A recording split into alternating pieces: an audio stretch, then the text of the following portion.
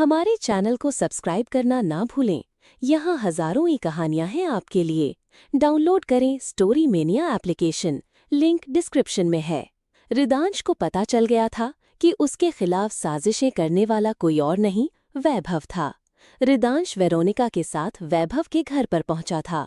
वाहन लगी तस्वीर देखकर रिदांश को समझ आ गया था कि आखिर वैभव उसके पीछे क्यों पड़ा है।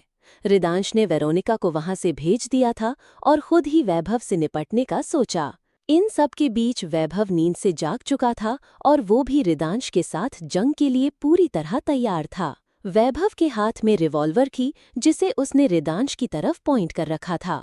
अगले ही पल वैभव ने शूट कर दिया था, लेकिन रिदांश सही वक्त पर दूसरी तरफ हट गया था तो उसका निशाना चूक गया था। रिदांश ने तिरछा मुस्कुराते हुए वैभव की तरफ देखा तो वैभव ने जल्दी से कमरे का दरवाजा बंद कर लिया था। वैभव की इस हरकत पर रिदांश ने हंसते हुए कहा, तुम्हारी हरकतें देखकर लगा था कि तुम बहुत जांबाज हो, लेकिन अब तुम्हारी आंखों का डर बता रहा है कि तुम सच में मेरे बारे में सब कुछ जानते हो। तुम बेरहम हो रिदांश ठाकुर, और तुम्हारे लिए किसी इंसान की जिंदगी का कोई मतलब नहीं है। अंदर से वैभव तेज आवाज में चिल्लाकर बोला, कुछ नया बताओ वैभव राजपूत, ये मैं अपने बारे में पहले से ही जानता हूँ। रिदांश ने दरवाजे से टिकते हुए जवाब दिया। वो काफी बेपरवाह खड़ा था, जबकि दूसरी तरफ वैभव के हाथ में रिवॉल्वर थी। फिर भी रिदांश को डर नहीं लग रहा था। कुछ पल रुककर वैभव बोला, तुम यहाँ तक कैसे पहुँचे? अब तुम खुद इनवाइट करोगे तो ऐसा थोड़ी ना हो सकता है कि मैं ना आऊं। मेरे खिलाफ आर्टिकल छापने वाला मेरा दीवाना कौन है, इसका पता तो मुझे लगाना ही था, रिदांश ने जवाब दिया। दूसरी तरफ वैभव अपनी रिवॉल्वर को बुलेट से फुल कर रहा था।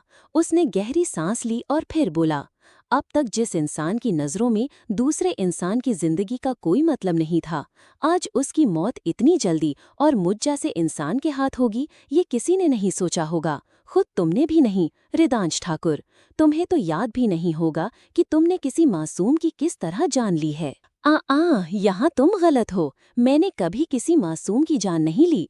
मेरे लिए काम करने वाला इंसान मासूम हो भी कैसे सकता है, रिदांश ने बिना किसी भाव के कहा। रिदांश की बातों ने वैभव को गुस्सा दिला दिया। वो चिल्लाकर बोला, लेकिन मेरी बहन मासूम थी रिदांश ठाकुर, और सिर्फ 25 साल की थी। उसने ठीक से दुनिया भी नहीं देखी थी।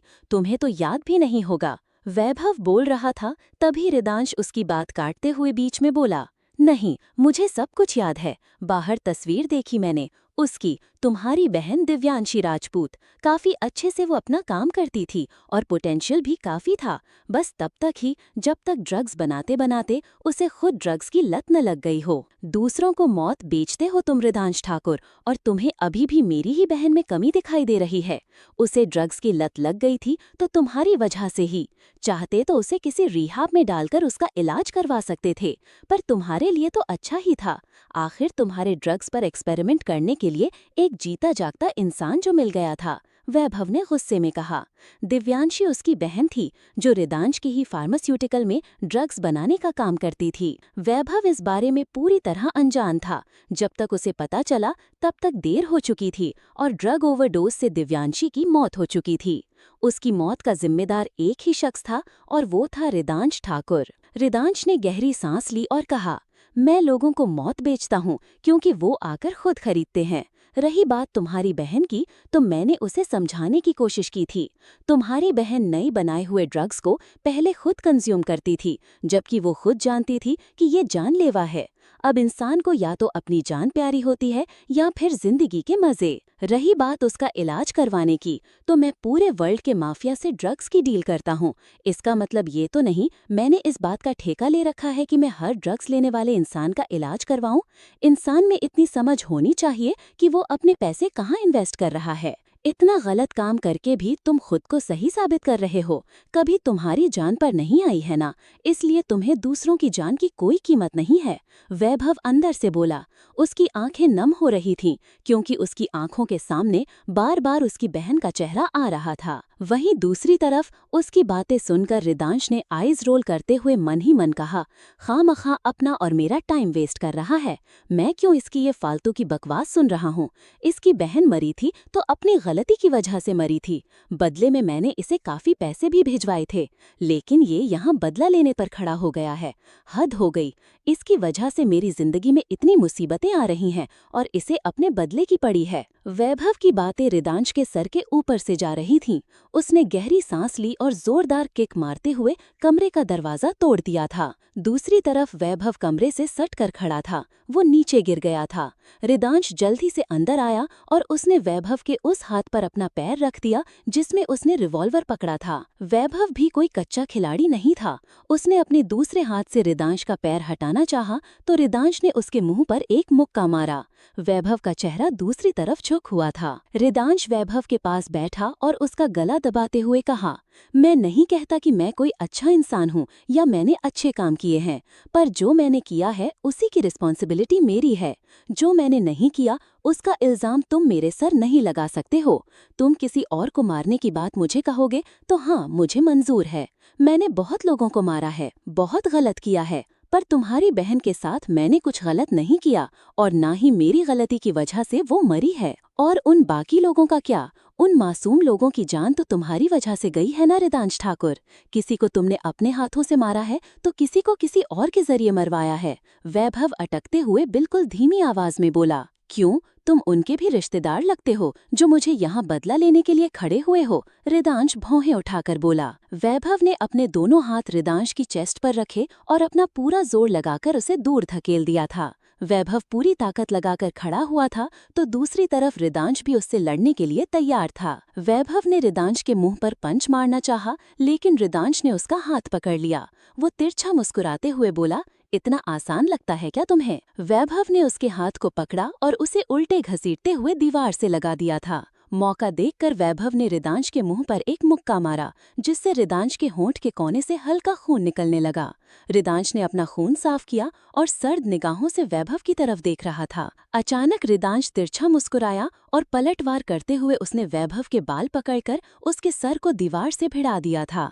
रिदांश का वार इतना तेज था कि वैभव के माथे के कोने से खून की एक धारा बह चली थी। रिदांश ने उसकी गर्दन पकड़कर बिल्कुल धीमी आवाज में कहा, अगर बहन की मौत का इतना ही दुख था तो इस वक्त बदला लेने के लिए आते, या फिर मैंने जो पैसे भिजवाए थे उन्हें तुम्हें लेना ही नहीं चाहिए था। इलाज तो तुम भी उसका करवा सकते थे, पर तुमने उस पर ध्यान ही नहीं दिया कि कब वो क्या करती है। ध्यान कैसे देते? तुम्हें तो टाइम ही नहीं था पुलिस की ड्यूटी जो करनी थी। घर में चाहे कुछ भी हो तुम्हें उससे क्या फर्क पड़ता था? तुम्हें तो देश दुनिया से मतलब है। मरने से पहले एक एडवाइस दे देता हूँ, अगर फिर से जन्म लेकर आओ तो पहले खुद और अपनी फैमिली के बारे में सोचना, बाकी सब लोग बाद में आते हैं। इतना कहकर रिदांश ने एक बार फिर से वैभव का सिर दीवार पर जोर से भिड़ा दिया था। उसने ऐसा 2 से 3 बार किया, जिसके बाद वैभव बेहोश हालत में जमीन पर गिरा हुआ था। दीवार पर खून लगा हुआ था। रिदांश वहां कोई सबूत नहीं छोड़ना चाहता था। वो वैभव को एक टांग से पकड़कर उसे घसीटते हुए किचन में लेकर गया। उसने गैस ऑन किया, जिसकी वजह से वहां गैस लीक होने लगी थी। वैभव को किचन में बंद करने के बाद रिदांश ने कमरे को वापस पहले के जैसा कर दिया था, मानो वहां कोई आया ही न हो। सब कुछ वापस पहले की तरह करके रिदांश वैभव के पास आया और उसकी तरफ झुक कर बैठा। रिदांश उसे देखकर मुस्कुराते हुए बोला, तो तुमने मुझसे बदला लेने के लिए आरोही श्रीवास्तव का इस्तेमाल किया? तुम्हें बता दूं कि वो खुद बेचारी मेरे कैद में है। वो तुम्हारी हेल्प क्या करेगी, जबकि इस वक्त कोई उसकी मदद करने वाला तक नहीं है। बोलते हुए अचानक रिदांश ने अपना मोबाइल ऑन किया और वीडियो शूट करने लगा। कैमरा ऑन होते ही रिदांश आगे बोला, बेकसूर तो तुम भी नहीं हो। अपने आप को बड़ा देशभक्त और सच्चा इंसान मानते हो, तो देव श्रीवास्तव के साथ क्या किया तुमने? उसकी क्या गलती थी जो तुमने उसे जानबूझकर मार दिया? मैंने उसे जानबूझकर नहीं मारा था। वो गलती से मर गया। वैभव टूटे फूटे शब्दों में बोला। अचानक उसे खांसी आई और उसी के साथ उसके मुंह से खून निकलने लगा था। रिदांश का काम हो गया था। उसने वैभव से बदला भी ले लिया था और 2 दिन के अंदर ही खुद को बेगुनाह भी साबित कर दिया था। Good bye mister Rajput. मरने के बाद अपनी बहन से मिलने जाओ तो उससे कंफर्म कर लेना कि क्या सच में मेरी वजह से मरी थी वो या नहीं। और वैसे क्या फर्क पड़ता है, रिदांश ने बेपरवाही से कहा और फिर वैभव को वहीं पर छोड़कर जाने लगा।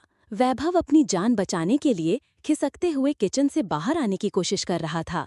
तभी रिदांश ने बाहर जाने के बाद एक लाइटर किचन की तरफ फेंका। अगले ही पल धमाके के साथ वो किचन जल रहा था, जहां वैभव चाहकर भी अपनी जान नहीं बचा पा रहा था। रिदांश अपनी गाड़ी की तरफ बढ़ते हुए खुद से बोला, दुश्मन थे तो दुश्मन बनकर रहते, मेरे नाक में दम करने की क्या जरूरत थी। पता नहीं था इतनी आसानी से पकड़े जाओगे और इतनी आसान मौत दूंगा तुम्हें मैं। खैर, अब तुम्हारे बाद एक और शख्स है जिससे निपटना बाकी है, आरोही श्रीवास्तव। बस बहुत हो गया तुम्हारा ड्रामा, मैं तुम्हें क्यों झेल रहा हूँ, जबकि तुम्हारा भी यही हाल होना चाहिए। रिदांश ने वैभव की तरह अब आरोही को भी मारने का डिसीजन लिया। कल रात जो भी हुआ था, उसके बाद रिदांश को लगा कि वो अपने कमरे में बैठकर शोक मना रही होगी या उसे भला बुरा कह रही होगी। लेकिन जैसे ही रिदांश घर पहुंचा, उसे वेरोनिका से कुछ और ही पता चला। रिदांश के आते ही वेरोनिका उसके पास आई और बोली, उसने खुद को स्टडी रूम में बंद कर लिया है, वहाँ लिखने का सारा सामान है। और जब मैं उससे बात करने की कोशिश की तो आरोही ने यही कहा कि अब वो तभी बाहर तुम सबके सामने आएगी जब वो आपका नॉवेल लिखकर कंप्लीट कर देगी। हैरानी की बात तो ये है, उसने खाने पीने का सामान भी अंदर ही मांगा है। मैंने भी उसे रोकने की कोशिश नहीं की क्योंकि आप भी यही चाहते थे। ठीक है, करने दो उसे अपनी जिद, कुछ दिनों बाद उसकी अकल अपने आप ठिकाने आ जाएगी। रिदांश ने बिना किसी भाव के कहा और वहाँ से चला गया। वहीं दूसरी तरफ रिदांश की उम्मीद से अलग आरूढ़ी कमरे के अंदर लगातार काम करने में लगी हुई थी। उसके चेहरे पर कोई भाव नहीं था। वो लिख रही थी क्योंकि अब यही नॉवेल उसे रिदांश की कैद से आजाद करवा सकता था। आरोही के दिल में इस वक्त क्या चल रहा था, ये सिर्फ वो ही जानती थी। फिलहाल के लिए इतना ही, मिलते हैं अगले पार्ट पर। पढ़कर कमेंट कर दीजिएगा। लगता है आरोही तो नॉवेल कंप्लीट करके ही बाहर निकलेगी। तब तक आप रिदांश की तरह उसकी अगली कहानी का वेट कीजिए। हमारे चैनल को सब्सक्राइब करना न भूलें। यहाँ हजारों ई कहानियाँ हैं आपके लिए। डाउनलोड करें story mania application, link description में है। आरोही के पापा की मौत हुए आज पूरे 2 महीने का समय बीत चुका था। इन 4 महीनों में आरोही और रिदांश की कोई बात नहीं हुई थी। रिदांश जब वैभव को मारने गया था, तब आरोही ने पीछे से खुद को स्टडी रूम में बंद कर लिया था और वो लगातार काम करते हुए नॉवल लिख रही थी। आरोही को रिदांश से पीछा छुड़ाने का यही तरीका नजर आया था। वो समझ चुकी थी कि रिदांश से लड़ने या भिड़ने का कोई फायदा नहीं है। जब तक वो उसके हिसाब से काम नहीं करेगी, रिदांश उसे छोड़ने वाला नहीं है। लगातार 2 महीने मेहनत करने के बाद आरोही ने रिदांश का नॉवल लिखकर तैयार कर दिया था। इस बीच रिदांश ने भी आरोही से बात करने की कोशिश नहीं की थी। बस वो पर नजर रखने के लिए आरोही के घर पर रहने लगा था। सुबह के वक्त रिदांश और वेरोनिका ब्रेकफास्ट करते हुए अपने काम के बारे में डिस्कस कर रहे थे। रिदांश ने वेरोनिका से बोला, अच्छा एक काम करो, इसे हम पर्सनली मिलकर ही सेटलमेंट करते हैं और वैसे भी इसी बहाने एलए जाएंगे और फैमिली से भी मिल लेंगे। लेकिन हमारे पीछे से आरोही का क्या? भले ही वो 2 महीने से बाहर ना निकली हो, लेकिन मुझे उस पर यकीन नहीं है, वेरोनिका ने सीधे सीधे कहा। उसके लिए हम अपना काम खराब नहीं करेंगे। वैसे भी 2 महीने से मुझे इस घर में रहना पड़ रहा है। ऐसा करते हैं, उसे यहाँ सिक्योरिटी के बीच छोड़कर वापस अपने घर चलते हैं और सारा काम संभालते हैं, रिदांश ने जवाब दिया। वो दोनों बातें कर ही रहे थे कि तभी आरोही वहाँ पहुंची। वेरोनिका और रिदांश हैरानी से उसकी तरफ देख रहे थे। कमरे में अकेले काम करते हुए आरोही का वजन थोड़ा कम हो गया था और चेहरे का रंग बिल्कुल सफेद। बाकी उसमें कुछ खास बदलाव नहीं आए थे। उसका वही एटीट्यूड था और वो शांत होकर आ रही थी। अचानक उसने रिदांश के सामने एक फाइल के रूप में असेंबल किए हुए काफी सारे पेज रख दिए थे। मैंने तुम्हारा काम कर दिया है, इसे पढ़कर पब्लिश करवा सकते हो। ये पेज के फॉर्म में है। मैंने डिजिटल डेटा अपने आईपैड में सेव किया है। जिस दिन पब्लिश करवाने जाओगे डायरेक्ट सेंड कर दूंगी। पर तुम्हें तो मुझ पर यकीन है नहीं, इसलिए पहले इन्हें पढ़ लो, बाद में पब्लिश करवा लेना। आरोही ने अपना काम रिदांश को सौंपते हुए कहा। इतनी जल्दी पूरा कर दिया, वो भी इतना सारा लिखकर, वेरोनिका ने हैरानी से कहा। वो रिदांश के पास आई और उन पन्नों को देखने लगी। रिदांश और वेरोनिका ने उन पन्नों को पलट कर देखा और फिर आरोही की तरफ देखकर रिदांश बोला, ठीक है, इन्हें पढ़ने के बाद मैं तुम्हें बताता हूँ। कुछ चेंज करना होगा तो वो भी बता दूंगा। तब तक तुम्हें यहाँ हमारे ही साथ रहना होगा। आरोही ने उसकी बात पर हाँ में सिर हिलाया और वहाँ से जाने लगी। तभी अचानक पीछे से रिदांश ने कहा, काफी दिनों बाद बाहर आई हो, साथ में ब्रेकफास्ट करते हैं। रिदांश की बात सुनकर आरोही के चेहरे पर कड़वाहट भरी मुस्कुराहट थी, जो रिदांश को दिखाई नहीं दी क्योंकि आरोही का चेहरा दूसरी तरफ था। आरोही ने रिदांश की तरफ पलटा और बिना किसी भाव के अपना एक हाथ ऊपर कर दिया। उसके हाथ पर चोट का निशान था। हालांकि चोट ठीक हो चुकी थी, लेकिन एक हल्का सा निशान अभी भी रह गया था। रिदांश आगे कुछ नहीं बोला, ना ही उसने रुकने को कहा। आरोही वहां से चली गई थी। उसे ये चोट रिदांश ने ही दी थी, जब उसने उस दिन जबरदस्ती पकड़कर घसीटा था। आरोही का बर्ताव देखकर रिदांश समझ गया था कि अब तक वो पुरानी बातों को भूल नहीं पाई है, लेकिन रिदांश को इससे कोई फर्क नहीं पड़ता था। आरोही के जाते ही वेरोनिका बोली, अब बताइए आगे के प्लान किस हिसाब से करने हैं? बिजनेस ट्रिप और बाकी सारे मीटिंग्स एक हफ्ते के लिए पोस्टपोन कर दो। तब तक आरोही के नॉवल की प्री बुकिंग शुरू कर दो। हमें इस नॉवल को किसी भी हाल में सक्सेसफुल करना है। वैसे भी पहला सीजन हिट रहा था, चाहे लोगों ने उसमें कितनी भी कमियां क्यों न निकाली हों, पर फिर भी काफी लोगों को उसकी कहानी पसंद आई थी। आई एम श्योर ये भी हिट रहने वाला है। एक हफ्ते बाद हम इसे डिजिटल और पेपर में प्रिंट करवाएंगे। रिदांश ने वेरोनिका को सब समझाते हुए कहा। वो सब कुछ एडवांस में ही तैयारी करके चलना चाहता था। वैसे भी एक हफ्ते का समय काफी होता है किसी भी चीज के प्रमोशन के लिए। वेरोनिका ने उसकी बात पर हामी भरी। फिर वो कुछ पल रुककर बोली, हमें थोड़ा टाइम और ले लेना चाहिए। अभी तो हमने पूरी नॉवेल पढ़ी भी नहीं है।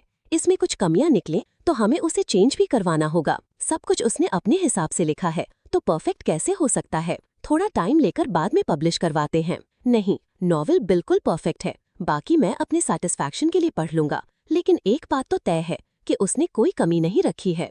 उसे ये लगता है कि नॉवेल खत्म करते ही मैं उसे आजाद कर दूंगा, तो खुद की आजादी के लिए उसने सब कुछ जल्दी जल्दी और अच्छे से किया है। रिदांश ने जवाब दिया। उसे आरोही पर पूरा विश्वास था और उसका एटीट्यूड देखकर भी यही लग रहा था कि आरोही ने कहीं कोई कमी नहीं रखी। रिदांश उस फाइल को पन्नों के साथ अपने कमरे में आ गया था। शाम तक उसने नॉवेल का आधा भाग पढ़ दिया था और इसी के साथ उसने वेरोनिका को कॉल करके प्रिंट करवाने के लिए कह दिया था।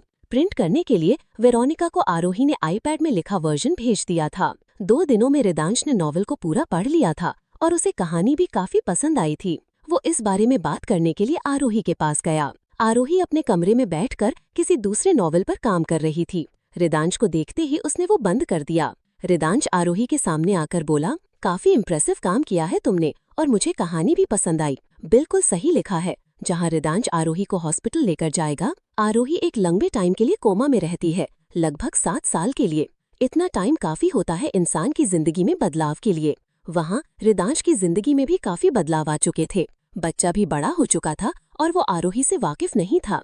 इस बीच रिदांश की जिंदगी में नताशा ने जगह बनाने की कोशिश की। बच्चों के जरिए वो उसके करीब आने लगी। जब रिदांश ने उम्मीद छोड़ दी कि आरोही ठीक होगी, तब वो अपने बच्चों के लिए नताशा से शादी करने के लिए तैयार हो गया और इस शादी में आरोही को होश आया। बच्चा आरोही से नफरत करता था क्योंकि उसके हिसाब से उसने उसके माँ बाप को अलग किया था। फिर रिदांश बच्चों को समझाते हुए अपनी लाइफ बैलेंस करने की कोशिश करता है। फैमिली भी ठीक ठाक ही थी। कहानी काफी सिंपल रखी है, पर फिर भी मुझे इम्प्रेसिव लगी। ये काम आएगा। बातों बातों में रिदांश ने आरोही की लिखी कहानी को शॉर्ट में सुना दिया था। आरोही ने उसे थैंक्स कहा और जवाब में कुछ नहीं बोला। जाने से पहले रिदांश ने आरोही से बोला, प्रिंटिंग का काम शुरू हो गया है और लगभग 5 दिनों में खत्म भी हो जाएगा। मैंने 1 हफ्ते का टाइम बिल्कुल सही लिया था। सोशल मीडिया में तुम्हारा नॉवल काफी ट्रेंड कर रहा है। ऊपर से एकांश तुम्हारे खिलाफ काफी उल्टे सीधे आर्टिकल छाप रहा है, वो भी तुम्हारी पब्लिसिटी में ही काम आ रहे हैं। आई एम श्योर कि तुम्हारा नॉवल हिट जाएगा। आरोही ने बिना कुछ कहे हाँ में सिर्फ सिर हिलाया। वो रिदांश की बातों का कुछ खास जवाब नहीं दे रही थी, तो रिदांश वहाँ से चला गया। उसके जाने के बाद आरोही ने गहरी सांस ली और मन ही मन कहा, मुझे भी इस नॉवल के छपने का इंतजार है रिदांश ठाकुर। शायद तभी मेरा बदला पूरा होगा। लगभग 1 हफ्ते बाद सारा काम पूरा हो चुका था। शाम के लगभग 7 बजे के करीब नॉवेल लाइव हो चुकी थी और बिकनी शुरू हो गई थी। जैसा कि रिदांश ने सोचा था, नॉवेल काफी हिट हो रही थी। नॉवेल रिलीज हो जाने के बाद रिदांश अपने रूम में था, क्योंकि थोड़ी ही देर में प्रेस कॉन्फ्रेंस होने वाली थी। वो आरोही के साथ वहाँ जा रहा था। तभी उसके पास वेरोनिका का कॉल आया। वेरोनिका सामने से गुस्से में बोली, मैं आपको कुछ भेज रही हूँ, उसे अभी पढ़िए। एक बार फिर से उसने हमें धोखा दिया है सर। मैंने आपको पहले ही कहा था कि उसे जो भी काम करवाना है अपनी आंखों के सामने करवाइए, लेकिन नहीं।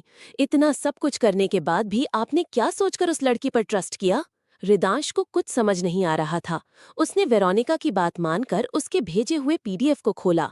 उसने ज्यादा कुछ नहीं पढ़ा था, बस शुरुआत के 3 पन्ने पढ़े थे और उसे पढ़कर ही रिदांश को इतना गुस्सा आया कि उसने अपना मोबाइल फेंक दिया था। रिदांश गुस्से में चिल्लाकर बोला, so you again cheated me, Arohi Srivastava. तुमने मुझे पढ़ने के लिए दूसरा नॉवेल दिया और पब्लिश करने के लिए वेरोनिका को दूसरा। तुम्हारी वजह से आज फिर से मेरी लाइफ डिस्टर्ब हो रही है और आई स्वेयर इस बार मैं कुछ नहीं सुनूंगा, न कुछ समझूंगा। I will gonna kill you. बोलते हुए रिदांश ने अपनी रिवॉल्वर निकाली। वो इस वक्त आरोही के घर पर नहीं बल्कि अपने घर पर था, जबकि आरोही अपने घर पर मौजूद थी। नॉवेल रिलीज हुए अभी 2 घंटे का समय भी नहीं हुआ था कि रिदांश के पास कॉल और मैसेज की भरमार आने लगी। लोगों ने उसके कुछ पेज ही पढ़े थे कि कहानी को आरोही ने किस दिशा में घुमाया है, ये चारों तरफ ट्रेंड करने लगा। न्यूज चैनल भी यही दिखा रहे थे। रिदांश ने अपनी गाड़ी निकाली और बिना कुछ सोचे समझे आरोही को मारने के लिए निकल गया। वो गुस्से में इतनी फास्ट ड्राइव कर रहा था कि कुछ दूर निकलने के बाद बिजी ट्रैफिक में उसकी गाड़ी एक बड़े से ट्रक से जा टकराई थी। गाड़ी ने अपना बैलेंस खो दिया और वो आसपास की गाड़ियों से टकराने की वजह से बुरी तरह से क्षतिग्रस्त हो चुकी थी और इस वक्त रिदांश का एक भयंकर एक्सीडेंट हो चुका था। एक तरफ रिदांश के एक्सीडेंट की न्यूज तो दूसरी तरफ नॉवेल में उसका नया किरदार इस वक्त चर्चा का विषय बना हुआ था। आरोही इन सब से कहाँ अनजान रहने वाली थी। वो अपने कमरे में थी और प्रेस कॉन्फ्रेंस के लिए तैयार हो रही थी। आरोही के चेहरे पर तिरछी मुस्कुराहट थी। वो खुद से बोली, लो कर दिया मैंने तुम्हें बर्बाद रिदांश ठाकुर, और ले लिया अपने साथ की हुई हर नाइंसाफी का बदला।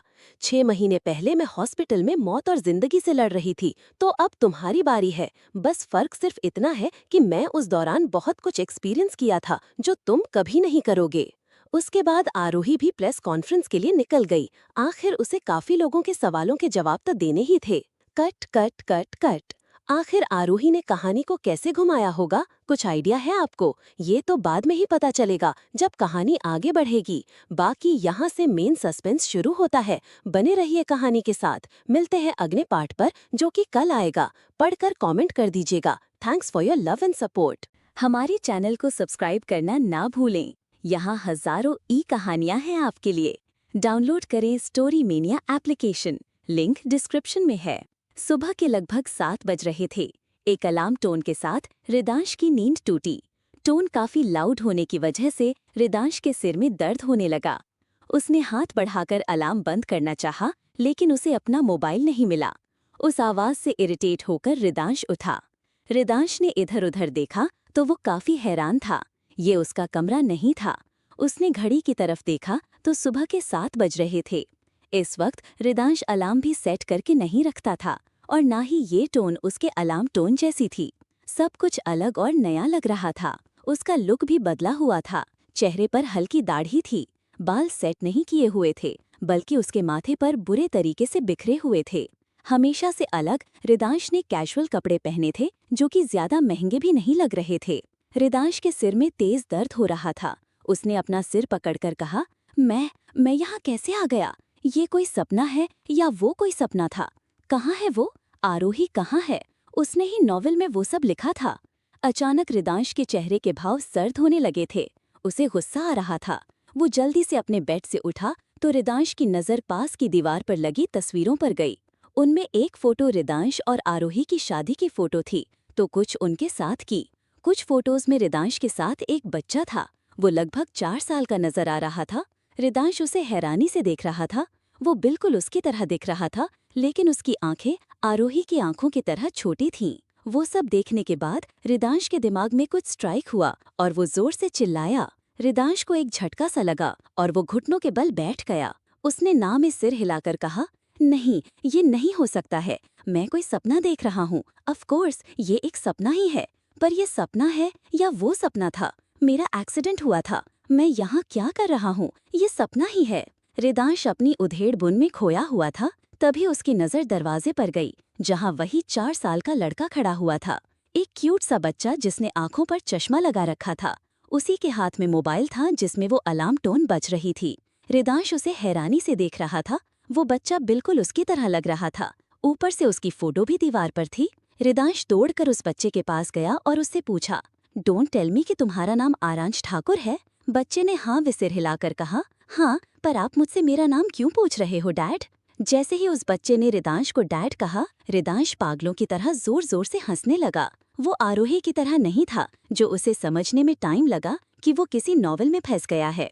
रिदांश ने कुछ घंटे पहले ही नॉवेल के शुरुआती पन्ने पढ़े थे, जो कुछ इसी तरह शुरू हुआ था। एक छोटा सा कॉटेज जिसमें रिदांश उठता है और उसे उठाने वाला कोई और नहीं, उसका 3 साल का बच्चा आरांश था। हाँ, इस बार आरोही के सेकंड सीजन की कहानी 4 साल बाद शुरू हुई थी। रिदांश गुस्से में जोर से चिल्लाया और कहा, तुमने मेरे साथ अच्छा नहीं किया आरोही श्रीवास्तव, मैं तुम्हें छोड़ूंगा नहीं। इसका मतलब मैं भी उसकी तरह कोमा में हूँ या फिर सच में किसी नॉवेल में आकर फंस गया हूँ। तो आरोही सच बोल रही थी। रिदांश को जल्द ही समझ आ गया था कि वो भी आरोही की तरह किसी नॉवेल में फंस गया है। आरांश हैरानी से रिदांश की तरफ देख रहा था। अचानक रिदांश बाहर की तरफ दौड़कर गया तो बाहर का नजारा पूरी तरह बदला हुआ था। जहां रिदांश एक बड़े से लग्जरियस घर में रहता था, इस वक्त वो एक 2 बेडरूम वाले कॉटेज में था। एक छोटा सा कॉटेज जो छोटा होने के बावजूद भी बेसिक सुख सुविधाओं वाला था। रिदांश दरवाजे को जोर से पीटते हुए बोला, नहीं, मुझे नहीं रहना है इस बकवास सी दुनिया में जो तुमने बनाई है आरोही श्रीवास्तव। तुम झेल सकती हो अपना लिखा हुआ टॉर्चर, लेकिन मैं नहीं। मैंने तो नॉवेल भी पूरा नहीं पढ़ा है, लेकिन तुमने बदल कर लिखा है। इसका मतलब जरूर तुमने मेरे साथ बुरा किया है और मुझे यहाँ पहुँचा दिया। आई हेट यू आरोही, तुम मेरे साथ ऐसा कैसे कर सकती हो? मुझे नहीं रहना है यहाँ पर, कोई मुझे बाहर निकालो। थोड़ी ही देर में रिदांश पूरी तरह फ्रस्ट्रेट हो गया था। वो चिल्लाए जा रहा था और उसे कुछ समझ नहीं आ रहा था। आरोही जहाँ नॉवेल में फंसने पर सारी सिचुएशन काफी शांति से हैंडल करने की कोशिश कर रही थी, तो वहीं रिदांश को गुस्सा आ रहा था। उसे कुछ भी करके अभी इसी वक्त वहाँ से बाहर निकलना था। रिदांश दरवाजा पीट रहा था, तभी आरांश उसके पीछे आया और अपने छोटे से हाथों से उसका हाथ पकड़कर धीरे से कहा, डैड, दरवाजा बाहर से बंद है, अब भूल गए क्या? आपने ही इसे बंद करने को कहा था ताकि किसी को पता ना चले कि हम यहाँ पर हैं। रिदांश ने सिर्फ 2 ही पेज पढ़े थे, इसलिए उसे पता नहीं चल रहा था कि वो यहाँ क्यों है। रिदांश आरांश के सामने घुटनों के बल बैठा और उसका चेहरा अपने हाथों में भरकर कहा, देखो बच्चे, सबसे पहले मुझे डैड बुलाना बंद करो। मैं तुम्हारा बाप नहीं हूँ। तुम एक कैरेक्टर हो, किसी फालतू सी राइटर की बेहुदा इमेजिनेशन, जिसमें उसने मुझे भी शामिल कर लिया और अब मुझसे बदला ले रही है। मुझे बताओ कि हम यहाँ पर क्यों फंसे हुए हैं और मैं किसी को बाहर से दरवाजा बंद करने के लिए क्यों कहूँगा? आरांश काफी छोटा था, तो उसको रिदांश की बातें समझ नहीं आ रही थीं। वो बस सवालिया नजरों से उसकी तरफ देख रहा था कि अचानक उसके डैड को क्या हो गया। आरांश की चुप्पी रिदांश को और इरिटेट कर रही थी। वो उस पर चिल्ला कर बोला, मुझे बताओ तुम कि हम इस बेडरूम जितने बड़े घर में क्या कर रहे हैं? बेडरूम जितना घर भी कहना गलत होगा, क्योंकि मेरा बेडरूम इससे भी बड़ा है। मेरी सिक्योरिटी के लिए डैड, आपने ये डिसीजन लिया था? आरांश मासूमियत से बोला। रिदांश को कुछ समझ नहीं आ रहा था। वो कुछ कहता, उससे पहले उसे बाहर से आवाज आई। ऐसा लग रहा था जैसे कोई उसे कॉटेज को बाहर से खोलने की कोशिश कर रहा था। रिदांश को ज्यादा कुछ नहीं पता था, बस आरांश से यही पता चला था कि उसकी सिक्योरिटी के लिए वो वहाँ बंद है और फिलहाल रिदांश को आरांश की सिक्योरिटी ही देखनी थी। उसने आरांश को गोद में उठाया और दौड़ते हुए कमरे में लेकर गया। वो इस वक्त आरोही की बनाई हुई दुनिया में फंस गया था। ऊपर से वहाँ कितना खतरा था, वो उससे पूरी तरह अनजान था। रिदांश बस दरवाजे के पीछे खड़े होकर उस शख्स का इंतजार करने लगा जो बाहर से दरवाजा खोलकर अंदर आने वाला था। कौन आने वाला है? भाई आरोही ने तो रिदांश को अच्छा खासा फंसा दिया। देखते हैं आगे रिदांश क्या करता है। एक चीज अच्छी है कि उसे सब कुछ याद है। चलिए पढ़कर कमेंट कर दीजिएगा और ये नया ट्विस्ट कैसा लगा इस बारे में भी जरूर बताइएगा। हमारे चैनल को सब्सक्राइब करना न भूलें। यहाँ हजारों ई कहानियाँ हैं आपके लिए। डाउनलोड करें story mania application, link description में है। आरोही ने धोखे से अपनी लिखी नॉवेल पब्लिश करवा ली थी। उसकी इस हरकत रिदांश बहुत गुस्से में उससे बात करने के लिए जा रहा था। गुस्से में रिदांश काफी फास्ट ड्राइव कर रहा था, जिसकी वजह से उसका एक्सीडेंट हो गया था। रिदांश की जब आंख खुली तो उसने अपने आप को एक पूरी तरह अनजान जगह पर पाया। वहां आसपास का नजारा उसे जाना पहचाना लग रहा था। रिदांश को ज्यादा मेहनत नहीं करनी पड़ी और वो कुछ ही देर में समझ गया था कि वो भी आरोही की तरह उसकी लिखी नॉवेल में फंस गया था। गुस्से में रिदांश ने पूरी नॉवेल नहीं पढ़ी थी, तो सब कुछ उसके लिए नया और चौंका देने वाला था। वहाँ रिदांश के अलावा उसका और आरोही का बच्चा भी था, जो पिछले सीजन में पैदा हुआ था। आरांश अब लगभग 4 साल का हो गया था। उसके जरिए रिदांश को पता चला कि वो उसकी सेफ्टी के लिए सबसे छुपकर इस छोटे से कॉटेज में रहता था। कॉटेज का दरवाजा भी बाहर से बंद था। अचानक वहां कोई आया, जिसकी आहट सुनकर रिदांश अंदर कमरे में आकर छुप गया था। उसने आरांश को अपने सीने से लगा रखा था। अगले ही पल कॉटेज का दरवाजा खुला तो रिदांश ने दरवाजे की ओट पर खड़े शख्स को देखा। उसे देखकर रिदांश एक बार फिर सकते में आ गया था। रिदांश ने देखा जिसने दरवाजा खोला था वो कोई और नहीं, वेरोनिका थी। उसने केयरफुली दरवाजा खोला और वापस बंद भी कर दिया था। इधर उधर देखते हुए वेरोनिका सामने की तरफ आ रही थी। वेरोनिका को देखकर रिदांश मन ही मन बोला, जहां तक मुझे याद है नॉवेल में रिदांश का मैनेजर कोई डैनियल नाम का इंसान था, तो फिर वेरोनिका यहाँ क्या कर रही है? कहीं ऐसा तो नहीं कि मैं कोमा से काफी टाइम बाद उठा हूँ और सच में मेरा और आरोही का कोई बच्चा हो गया होगा? अगर ऐसा है तो आरोही कहाँ है? वेरोनिका को वहां देखकर रिदांश कंफ्यूज हो गया था। उसका उलझन में आना जायज था, क्योंकि डैनियल की जगह वेरोनिका नॉवेल में कैसे हो सकती थी? वेरोनिका को अपने सामने देखकर रिदांश थोड़ा बेफिक्र हो गया और वो आरांश का हाथ पकड़कर बाहर आ रहा था। उसका लुक और अंदाज हमेशा की तरह था। वेरोनिका ने उसे और आरांश को साथ में देखा तो वो उनकी तरफ बढ़ी और बिल्कुल सधे हुए लहजे में बोली, काफी मुश्किल होता है पुलिस, मीडिया और आपकी फैमिली से बचकर आप ही के पैसे निकालना। बोलते हुए उसने कुछ कैरी बैग्स नीचे रख दिए और खुद के लिए पानी लाने चली गई। रिदांश को काफी हैरानी हो रही थी कि आखिर ये उसके साथ क्या हो गया। वो सच जानने के लिए वेरोनिका की तरफ गया और धीरे से पूछा, और मुश्किल क्यों हो रही है? क्या कुछ हुआ है क्या वेरोनिका, जो मुझे नहीं पता है? और आरोही कहाँ है? जरूर ये उसी ने किया होगा। तुमने अब तक उस लड़की को मारा क्यों नहीं? बोलते हुए रिदांश की आवाज काफी सख्त हो गई थी। रिदांश की बातें सुनकर वेरोनिका उसे घूर कर देखने लगी। उसने पहले आरांश को अपनी गोद में उठाया और कमरे में लेकर चली गई।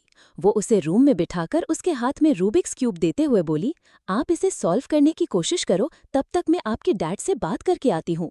लगता है उन्होंने कोई बुरा सपना देख लिया, जिसके बाद वो ऐसी बातें कर रहे हैं। बुरा सपना नहीं आंटी, जब से डैड नींद से उठे हैं तब से अजीब बिहेव कर रहे हैं। उन्होंने मुझे भी कहा कि मैं उनका बेटा नहीं हूँ और वो मॉम को मारना क्यों चाहते हैं? आरांश ने मासूमियत से पूछा। कहने को वो सिर्फ 4 साल का था, पर अपनी उम्र के मुताबिक काफी समझदार था। वेरोनिका ने अपने दोनों हाथों से आरांश का चेहरा पकड़ा और जबरदस्ती मुस्कुराते हुए कहा, जरूर बुरा सपना ही देखा होगा, वरना वो तो तुम्हारी मॉम से बहुत प्यार करते हैं। देखा नहीं कैसे रात को नींद में बड़बड़ाकर उनका नाम लेकर उठ जाते हैं। वो इस दुनिया में नहीं है तो कभी कभी उन्हें भ्रम हो जाता है। वेरोनिका ने जैसे तैसे करके आरांश को समझाया और फिर कमरे का दरवाजा बंद करके बाहर आ गई। बाहर आते ही उसके चेहरे के भाव सख्त थे और वो गुस्से में लेकिन थोड़ी धीमी आवाज में बोली, ये कैसी बातें कर रहे हैं आप सर, वो भी बच्चे के सामने? रात को आप शराब के नशे में अपनी वाइफ को पागलों की तरह याद करते रहते हैं और अब सुबह उठकर आप उनके बारे में पूछ रहे हैं। आपको याद होना चाहिए कि आज से 4 साल पहले उनकी मौत हो गई थी। गलती से ही सही, लेकिन आपने ही उन्हें अपने हाथों से मारा था। वेरोनिका की बातें सुनकर रिदांश के माथे पर पसीने की बूंदें थीं। उसकी बातों ने रिदांश को कंफर्म कर दिया था कि वो सच में नॉवेल में फंस गया था। तो फिर वेरोनिका यहाँ क्या कर रही थी? रिदांश ने गहरी सांस ली और फिर वेरोनिका से कहा, ओके फाइन, मुझे सब समझ आ रहा है, लेकिन तुम यहाँ क्या कर रही हो? यहाँ तो उस डैनियल नाम के इंसान को होना चाहिए, वो कहाँ है? डैनियल का नाम सुनकर वेरोनिका के चेहरे के भाव सर्द हो गए थे, पर उसे रिदांश की हालत देखकर दया भी आ रही थी। उसने खुद को नॉर्मल करके रिदांश को जवाब में कहा, डॉक्टर ने आपको ज्यादा स्ट्रेस लेने से मना किया था। उन्होंने कहा था कि आप चीजें भूल सकते हैं। अगर आपने ज्यादा ड्रिंक की और स्ट्रेस लिया तो और वही हो रहा है। 2.5 साल पहले क्या हुआ था आप सच में भूल चुके हैं सर। फिलहाल मैं आपको ज्यादा नहीं बता सकती क्योंकि मुझे आरांश को भी देखना है। बस इतना बता सकती हूँ कि मैं डैनियल की छोटी बहन हूँ। आप ही को बचाने के चक्कर में मेरे भाई की जान गई थी। उसका प्रॉमिस पूरा करने के चक्कर में आज आपके बुरे हालातों में मैं आपके साथ हूँ। फिलहाल आपके पास पैसों की अभी भी कोई कमी नहीं है, लेकिन आप ना तो अपने पैसों का यूज कर सकते हैं और ना ही लोगों के सामने आ सकते हैं। जिंदगी भी कैसे कैसे रंग दिखा देती है ना सर। वेरोनिका उस पर अफसोस जता रही थी। वो आगे आगे कुछ कह पाती उससे पहले आरांश ने उसे आवाज लगा दी थी। रिदांश से ज्यादा आरांश को संभालना उसके लिए जरूरी था, इसलिए वो उसे छोड़कर अंदर आरांश के पास चली गई। बाहर खड़ा रिदांश भी खुद की हालत पर अफसोस जता रहा था। वो गुस्से में बोला, मुझे ऐसे रंग जिंदगी ने नहीं, उस आरोही श्रीवास्तव ने दिखाए हैं और इसके लिए मैं उसे छोड़ूंगा नहीं। वो भी इस दुनिया से बाहर निकल कर गई थी तो मुझे यकीन है कि एक दिन मैं भी बाहर निकल कर जाऊंगा। सोच सोच कर रिदांश का दिमाग खराब हो रहा था। उसने अपने लिए कॉफी बनाई और रिलैक्स करने लगा। वो इस तरह फ्रस्ट्रेट होकर हार नहीं मान सकता था। कुछ देर बाद वेरोनिका बाहर आई। उसने रिदांश और आरांश के लिए नाश्ता बनाया। आरांश को ब्रेकफास्ट करवाने के बाद उसने उसे ऑनलाइन कुछ क्लासेस निकाल कर दी जिससे वो स्टडी कर रहा था। उसे बिजी करने के बाद वेरोनिका वापस रिदांश के पास आई तो उसने देखा वो परेशान लग रहा था। वेरोनिका ने गहरी सांस ली और रिदांश की मदद करने का सोचकर उससे पूछा, आखिरी बार आपके साथ क्या हुआ था वो आपको याद है? बताकर भी कोई फायदा नहीं क्योंकि मेरी बात पर तुम यकीन नहीं करोगी। चलो तुम जिस दुनिया में हो उस हिसाब से बताता हूँ। आखिरी बार मेरे साथ ये हुआ था कि मैंने निकोलस को मारा था। गलती से आरोही भी मर गई थी। उसके बाद से मुझे कुछ याद नहीं है। दूसरी नॉवेल उसने नहीं पढ़ी थी तो उसकी कहानी भी उसे नहीं पता था। नॉवेल जब प्रिंट होकर आई थी उसके 1-1.5 पेज पढ़कर ही रिदांश समझ गया था कि आरोही ने उसे जो कहानी दी थी उससे अलग हिस्टोरी पब्लिश करने के लिए दी थी। उसे पूरा पढ़ने की जरूरत नहीं पड़ी और अब उसे अफसोस हो रहा था कि काश वो उसे नॉवेल को पूरा पढ़ लेता तो उसका एक्सीडेंट न होता, या फिर अगर वो यहाँ फंस भी जाता तो उसे आगे की कहानी पता होती। तो आप अपने जिंदगी के सबसे इम्पोर्टेंट मोमेंट्स भूल गए हैं? वेरोनिका ने उसे देखते हुए कहा। फिर वो उसे समझाते हुए बोली, चलो एक बात अच्छी है कि आपको ये याद है कि आपकी वाइफ इस दुनिया में नहीं है, वरना ये आपको समझाना बहुत मुश्किल होता। हाँ, उनकी मौत काफी दर्दनाक थी। मरने से पहले उस घटिया इंसान ने उनके साथ रेप किया और फिर जिससे उसने प्यार किया उन्होंने ही उसे बचाने की बजाय उसे गोली मार दी। बहुत बुरी किस्मत थी बेचारी की। वेरोनिका की बात सुनकर रिदांश चिढ़ते हुए बोला, एक्सक्यूज मी, तुम मुझे ब्लेम कर रही हो? मेरा इसमें कोई रोल नहीं है। तुम्हें समझाकर भी कोई फायदा नहीं है। ये बकवास चीजें उसी ने लिखी है और अब सारा कसूर मेरे ऊपर आ रहा है। रिदांश ने आखिरी कुछ लाइन मन ही मन बड़बड़ा कर कही थी क्योंकि वेरोनिका को कहाँ पता था सब। लगता है गहरा सदमा है, वेरोनिका ने दया दिखाते हुए कहा। फिर वो रिदांश का हाथ सहलाकर बोली, कोई बात नहीं, अब जब आपको याद आ गया है तो मैं आपको बाकी बातें भी बता दूंगी। बस एक बात कभी मत भूलिएगा कि आपकी वाइफ आरोही ठाकुर अब इस दुनिया में नहीं रही है। मरे हुए इंसान वापस नहीं आते हैं और ना ही उन्हें दोबारा मारा जा सकता है। रिदांश को सिंपैथी जताने के बाद वेरोनिका उसके लिए ब्रेकफास्ट लेने के लिए चली गई। वहीं रिदांश के चेहरे के एक्सप्रेशंस काफी सीरियस हो गए थे। वो मन ही मन बोला, नहीं, ऐसा नहीं हो सकता। अगर मैं कहानी में हूँ और ये कहानी आगे बढ़ी है तो इसका मतलब साफ है कि वो भी जिंदा है और कहीं ना कहीं मौजूद है, बस मेरी नजरों के सामने नहीं है। मुझे उसे ढूंढना होगा। कैसे भी करके मुझे आरोही तक पहुंचना होगा, चाहे वो नॉवल वाली आरोही ही क्यों ना हो। वही है जो मुझे इस मुसीबत से निकाल सकती है। उसने मुझे जो पहले वाली कहानी दी थी उसमें भी उसने खुद को जिंदा कर लिया था, तो यहाँ भी उसने कैसे न कैसे करके खुद को जिंदा किया होगा। हाँ, रिदांश जिंदा था तो आरोही भी कहीं न कहीं थी और इसका एहसास उसे जल्द ही हो गया था। अब रिदांश का एक ही मकसद था, आरोही का पता लगाकर कैसे भी करके इस मुसीबत से बाहर निकलना। आरोही कहाँ है, या सच में इस नॉवेल की दुनिया में है, या पूरी कहानी सिर्फ रिदांश के ही इर्द गिर्द घूम रही है। आई होप आपको ये नया ट्विस्ट अच्छा लगा होगा। पढ़कर कमेंट कर दीजिएगा। अगले पार्ट पर मिलते हैं। और हाँ, जो मेरी डेविल वाली कहानी पढ़ता है उसका आज नया पार्ट आया है। आप पढ़ सके हैं और नहीं पढ़ रहे वो एक बार ट्राई करे, आपको पसंद आएगी। हमारे चैनल को सब्सक्राइब करना ना भूलें। यहाँ हजारों ई कहानियाँ हैं आपके लिए। डाउनलोड करें story mania application, link description में है। नॉवेल की दुनिया में आने के बाद रिदांश को सिर्फ इतना पता चला था कि आरांश 4 साल का हो चुका है और साथ ही डैनियल की जगह अब वेरोनिका ने ले ली है। आरोही ने डैनियल की जगह वेरोनिका को क्यों दी है ये वही जानती थी, पर फिलहाल यहाँ रिदांश के लिए सबसे जरूरी अपनी करंट सिचुएशन को समझना और आरोही का पता लगाना था। उसने यही निष्कर्ष निकाला था कि अगर वो नॉवेल की दुनिया में आकर फंसा है तो आरोही भी यही कहीं जरूर होगी। रिदांश को उसके हालातों के बारे में वेरोनिका ही बता सकती थी, लेकिन फिलहाल वो उसका काम करने के बजाय उसके बेटे आरांश में उलझी हुई थी। रिदांश एक पेपर पर सब कुछ लिखकर कंक्लूजन निकाल रहा था। तभी उनके घर पर किसी ने उनके घर का दरवाजा खटखटाया।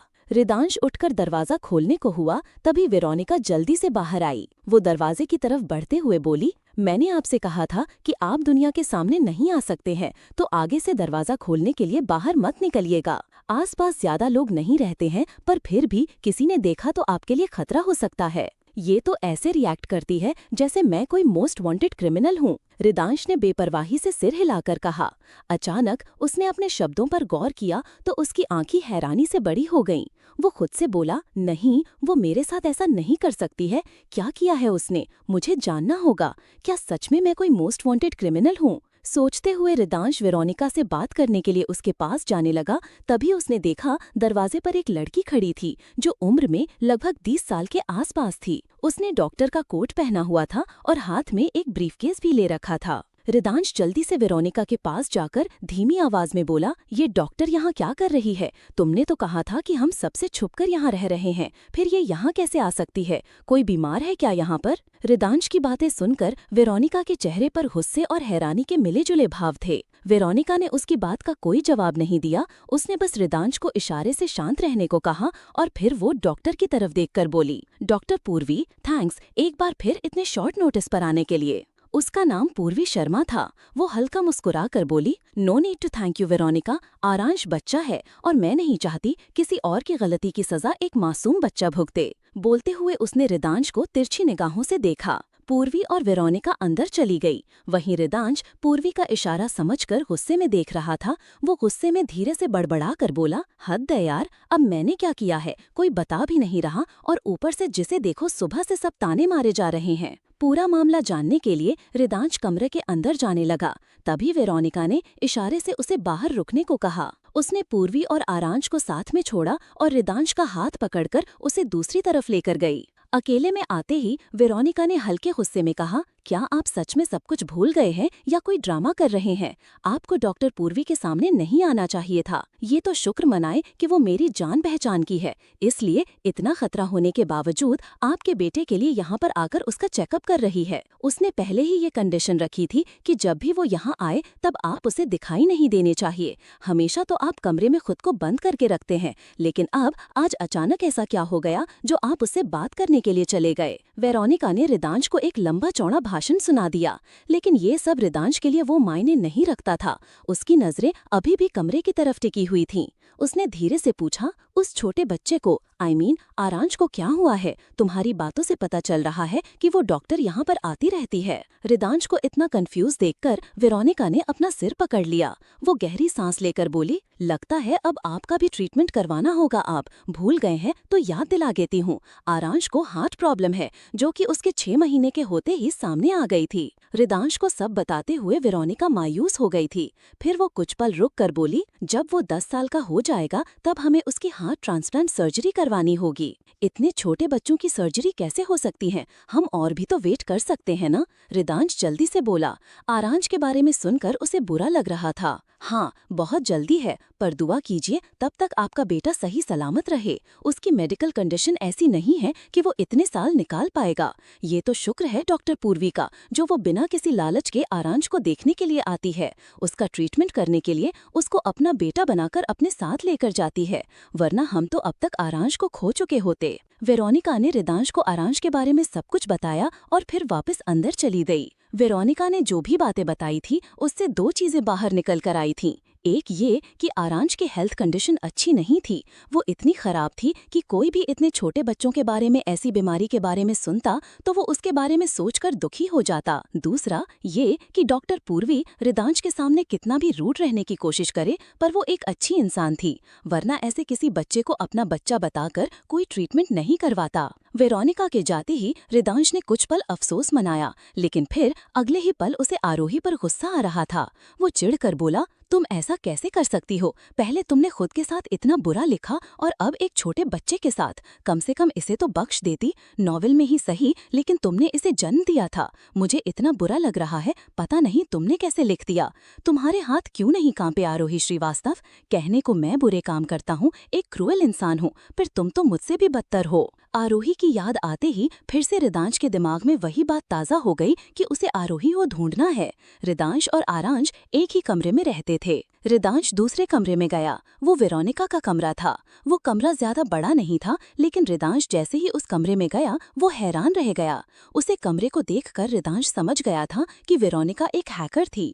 पूरे कमरे में काफी सारे डेस्कटॉप स्क्रीन लगे हुए थे। वहाँ का नेटवर्क भी काफी स्ट्रॉन्ग था। चलो इस छोटे से घर में कुछ तो काम का मिला, रिदांश ने सिर हिलाकर कहा और एक डेस्कटॉप की तरफ गया और उसमें कुछ सर्च करने लगा। रिदांश सबसे पहले अपने बारे में देख रहा था, लेकिन वहाँ उसे नॉवल में जो रिदांश ठाकुर मौजूद था उसके बारे में जानकारी मिली। स्क्रीन पर देखकर उसकी आंखें हैरानी से बड़ी हो रही थी। उसने गुस्से में वहाँ पर जोरदार पंच किया। और मैं इससे क्या उम्मीद कर सकता हूँ? रिदांश ने गहरी सांस लेकर कहा। जो चीजें उसे वेरोनिका से पता लगानी थी वो उसे इंटरनेट पर मौजूद जानकारी से मिल गई थी।